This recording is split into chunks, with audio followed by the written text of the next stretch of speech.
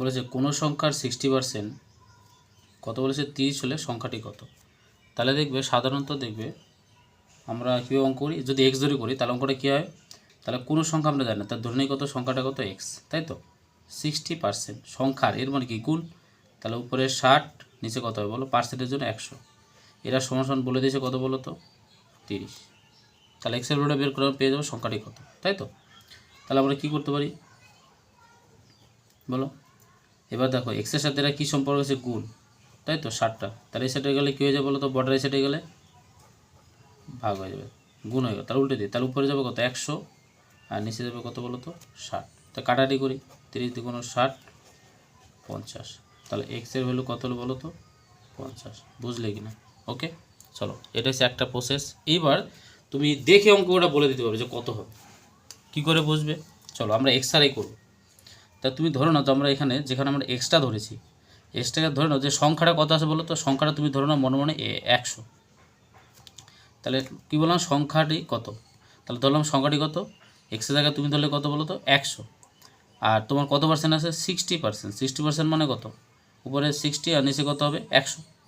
এবার দেখো এটা সমান সমান বলে দিয়েছে কত বলো তো, এটা সমান সমান বলে দিয়েছে বইতে কত বলো 30, তাই তো। এবার দেখো তাহলে তুমি কি করতে পারো, দেখো এই 100 এমনি কেটে গেল, তাই তো, তাহলে বলো তো আমাদের কত হলো সেটা 60, তাহলে দেখবে অরিজিনাল হিসেবে বইতে কত বলেছে 30, আর তোমার হিসেবে সেটা কত বলো তো 60। এবার বলো তো তুমি মনে মনে সংখ্যাটা কত ধরেছো, হ্যাঁ কত ধরেছো বলো তো 100, তাহলে আমরা উপরে 100 বসিয়ে দিই, তাহলে কাটি, বুঝলে কি না, এটা হচ্ছে শর্ট টেকনিক। ওকে, আর যারা বুঝতে পারেন তারা এক্স ধরে করতে পারো। ওকে ব্যাস, এবার দেখতে পারো অঙ্কটা, এ ও বি এর মাসিক আয়ের অনুপাত 5:6 এবং ব্যয়ের অনুপাত 4:5, যদি উভয়ের সঞ্চয় 500 টাকা হয় তাহলে এর আয় কত।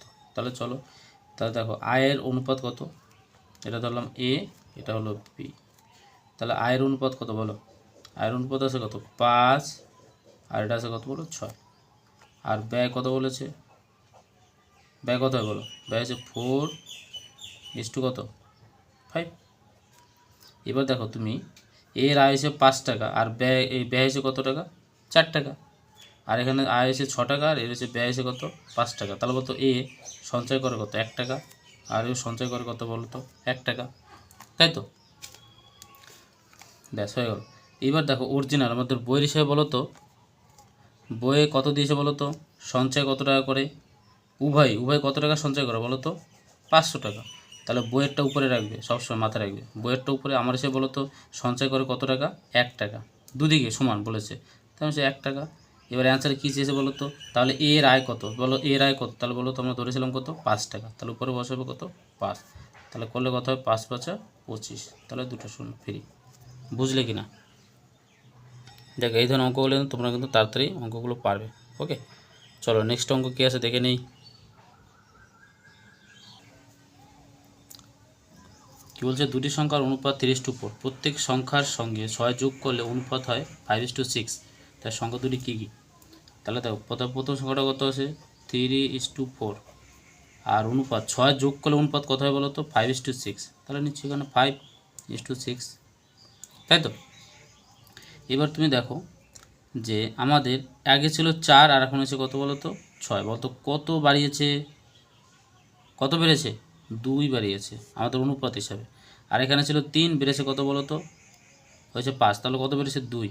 এবার দেখো বইয়ের ভাষায় কী বলেছে যে উভয়ের সাথে 6 যোগ করেছে, তাহলে আমাদের হিসেবে দেখো বইয়েরটা উপরে থাকবে 6 আর আমাদেরটা বলতো কত বেড়েছে 2, তার মানে 2 যোগ করেছে, তাই তো। তাহলে ওদের হিসেবে অরিজিনাল হিসেবে সংখ্যাটা যোগ করেছে 6, আর আমাদের হিসেবে বলতো কত যোগ করেছে এখান থেকে, এটা হওয়ার জন্য 2 এক্সট্রা যোগ করেছি না উভয় দিকে, তাই তো। তাহলে আমাদের সেই জন্য নিচে রাখলাম, তা ওদেরটা এসে উপরে আমারটা নিচে। এবার কারটা বের করতে বলেছে যে সংখ্যা দুটি কী কী, তাহলে প্রথম সংখ্যাটা কত 3, তাহলে 3 বসো এখানে, তা কাটো 3 দ্বিগুণে কত 6, তাহলে 3 3 আর 9, তাহলে প্রথম সংখ্যাটি কত পেলাম 9, তাহলে পরের সংখ্যাটা কত হয় বলো আবার দেখে নাও, তাহলে ওদের হিসেবে কত যোগ করেছে 6, আমার হিসেবে কত 2, তাই তো। আর এখানে এবার দ্বিতীয় সংখ্যাটা কত হবে বলো তো 4 বসিয়ে দিই, তাহলে কাটো 3 4 12, তার সংখ্যাটি কত হলো, একটা হচ্ছে 9 আর অপর সংখ্যাটি কত বলো তো 12, বুঝলি কিনা। দেখো এভাবে কিন্তু অঙ্ক করবে।